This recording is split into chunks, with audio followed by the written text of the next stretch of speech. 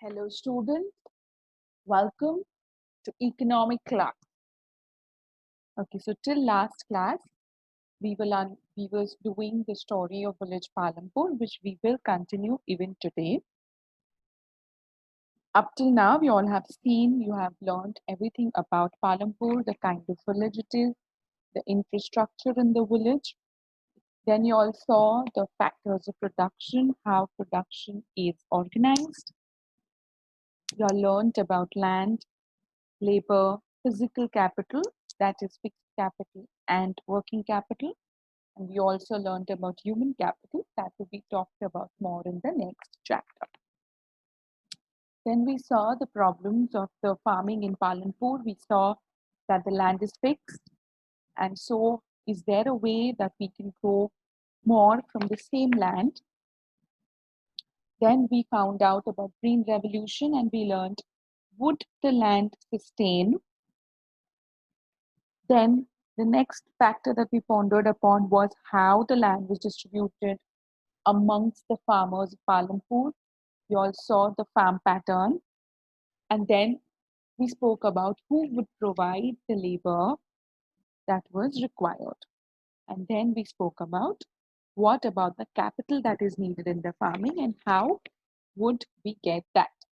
Last class, we also learned about the sale of surplus farm products. Today we will learn about non-farming activities in Palampur. We already know that farming is the main production activity in Palampur. Okay, and we are going to now look at some non-farm activities. Only 25% of the people working in Palampur and engage in activities that are non-agricultural or other than agriculture. Only 25% of the people working in Palampur engage in such activities. Okay. So whenever you visit any village, you will always find people that are engaged in non-farm activities. It is not pertaining only to Palampur. So what is non-farm activities? They are activities which are not related to farming or agricultural activities. They are not agricultural activities.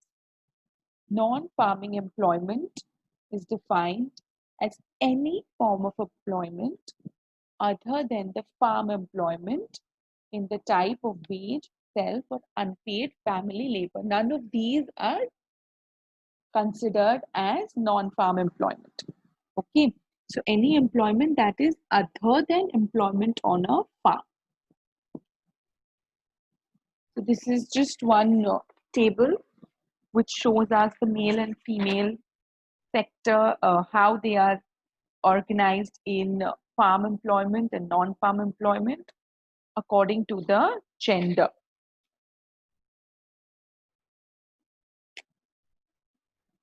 The kind of education that is required for employment.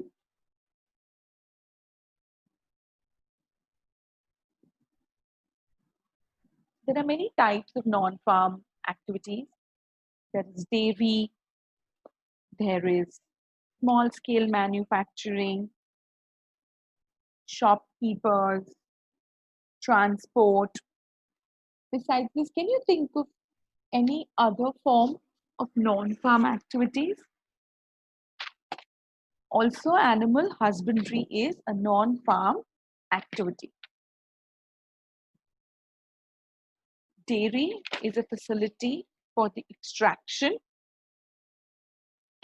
and processing of animal milk, mostly from goats or cows, but we also extract from buffalo, sheep, and camels for human consumption. People feed their buffaloes on various kinds of grass and jawar and bajra that grow during the rainy season. Dairy is a common activity in many families of Palampur. People are feeding their cattle, they're feeding their animals during with jawar and bajra that grow mainly during the rainy season.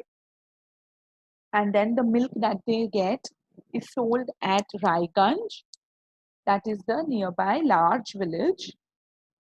Two traders from Shahpur town have also set up some collection and chilling centers, okay, at Raiganj, from where the milk is transported to far away towns and cities.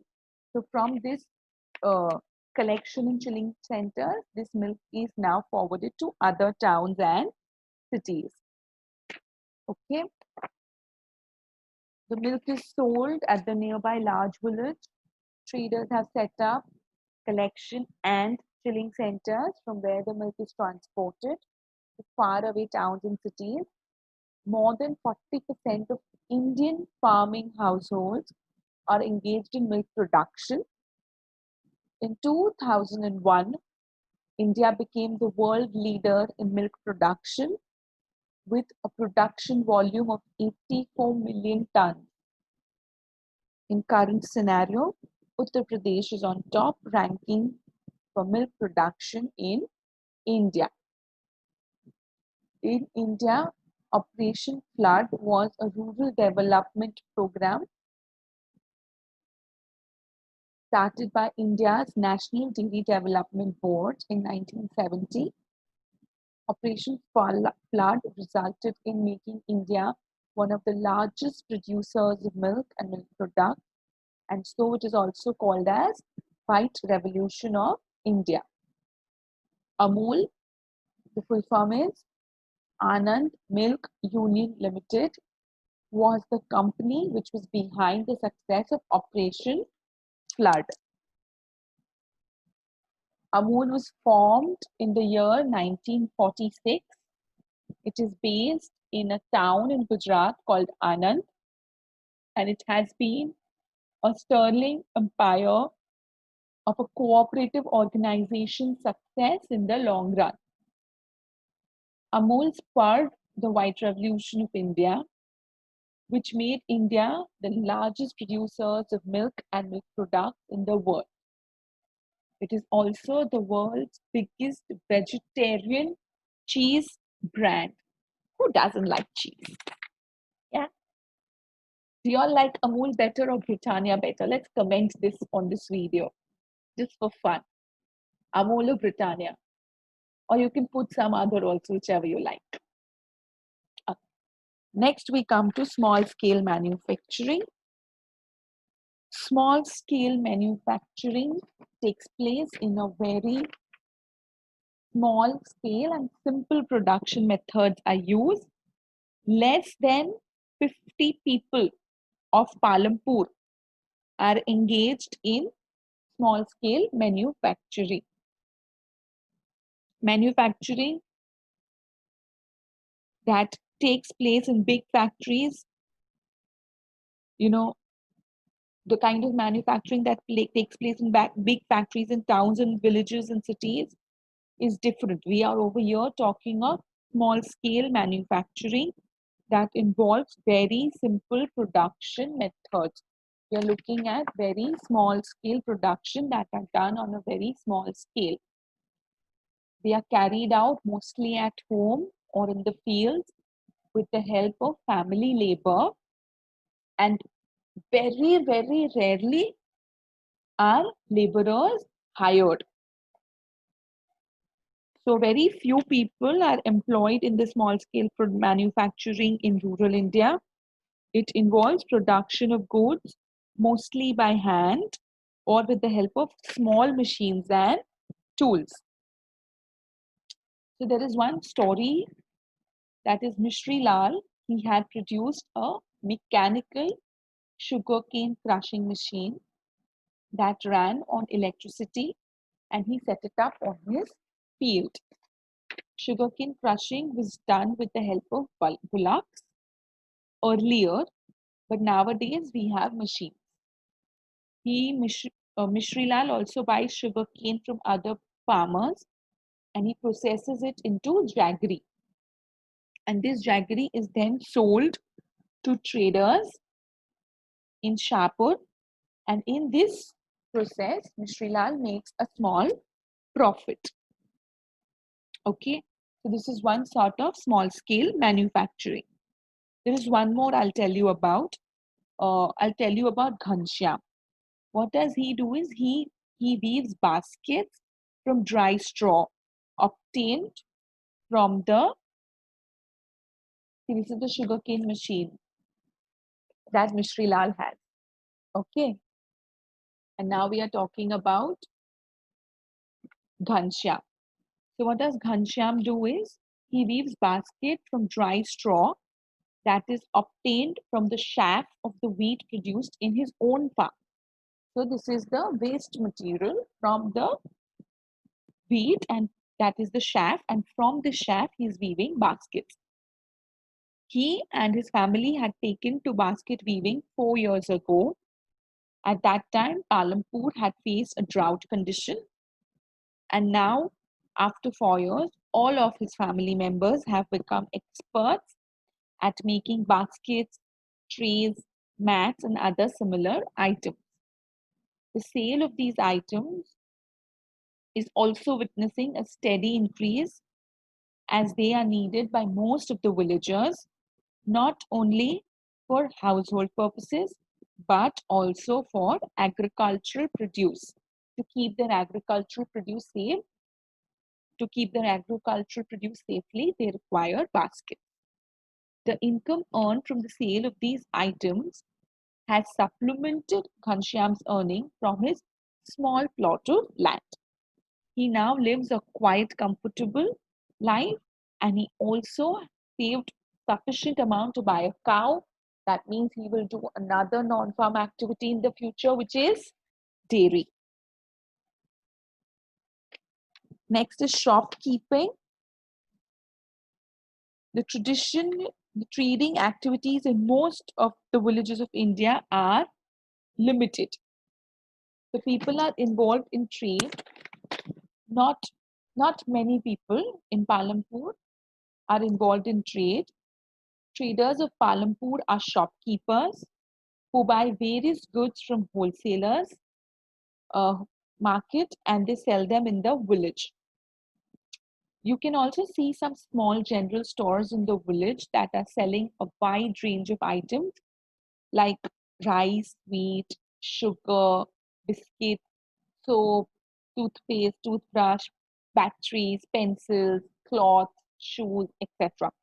Basically, over there, there are not different shops selling different things or specialized categories.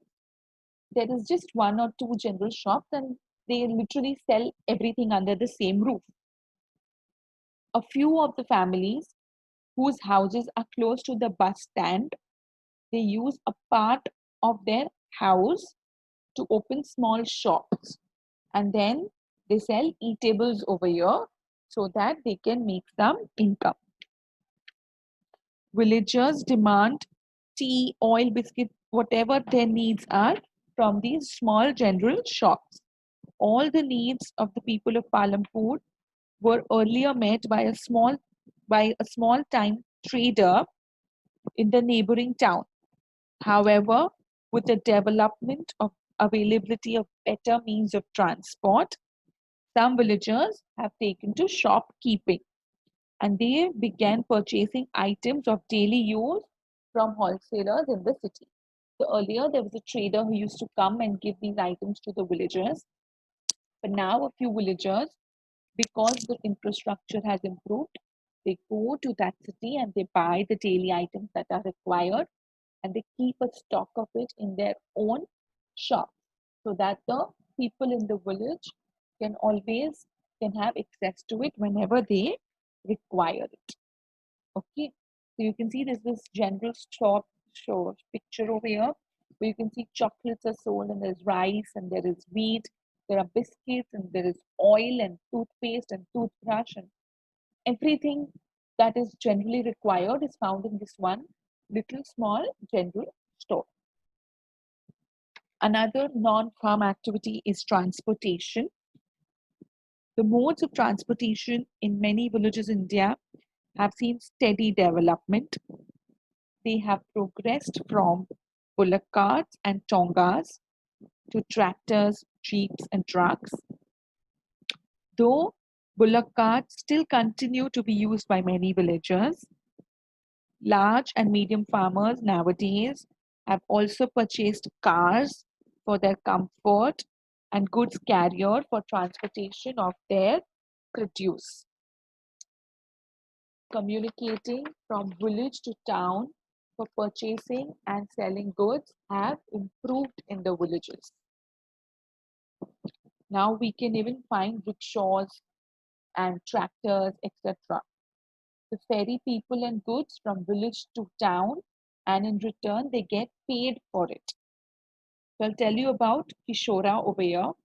He's a farm laborer, and like other laborers, Kishora found it very difficult to make his family needs be completed or fulfilled with the wages that he received.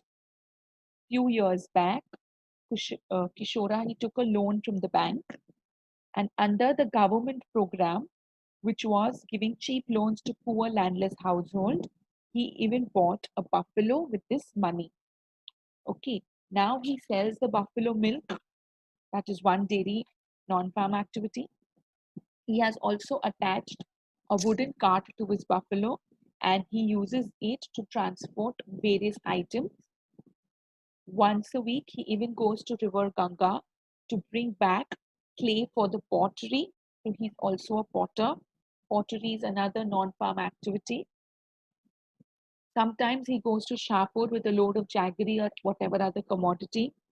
And every month he gets some or the other work in transport. And so Kishore is able to earn more than he used to some years ago. This way, Kishore is earning with transport. There's one more farmer called Pawan. So he took a loan from the regional bank against his land and he bought a tractor. Now, with the tractor, he transports his agricultural product as well as of other farmers to the cities. On his way back, he picks up supplies of daily necessities for the shopkeepers in Palampur, and his business has taken off very well. And the income earned by him because of this transportation is quite a handsome amount. He has not only paid off his loan, but he's also planning to buy another tractor that also with his own saving.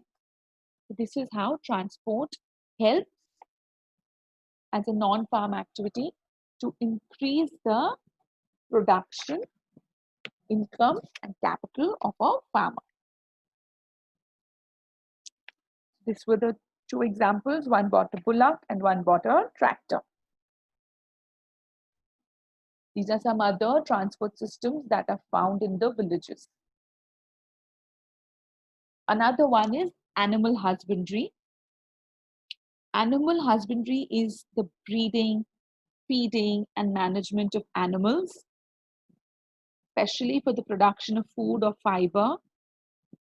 So it includes draught animals like horse, mule, ox, etc. These animals are used for various agricultural purposes like pulling loads as well as for transportation, leisure, and sport. Then we have sheep and goats. These are reared for many purposes. Sheep are used for wool, meat, and even for milk to a smaller extent. Goats are primarily used for milk only. Cattle is used for beef, dairy, both the purposes. Cattle rearing refers to domestication, raising, and maintenance of various farm animals. Hens, chickens, ducks, turkeys are also reared for meat and eggs. So these were some non-farm activities that the can farmers can engage in to increase their income and savings. In most villages in India, non-farm activities account for a very small percentage of the overall production activity. Greater development of village, there has to be an upsurge. If you want the village to develop, you have to upsurge, you have to increase the amount or the percentage of people engaging in non-farm activity. Currently, in Palampur, only 25, a little less than 25% of people have been engaged. So with this, I end the chapter today. Okay, so with this, we have completed today's chapter. What I need you all to do is, I want you all to draw a map of Palampur in your notebooks. If you all want, you all can go back and see the first video of Palampur. I will even link it in the description box below, so it's easy for you to navigate, where I have explained the city, where we spoke about the city for the first, the village, sorry, we spoke about the village for the first time, and I told you about how it is set up. So I want you all to draw that. And another activity that I want, okay, so I want you all to draw Palampur, and about the notes, you all can mark some important points in your textbook. Next class, we will discuss some notes or questions and answers. Okay, so till then, I want you all to stay home, stay safe, take care, and keep learning.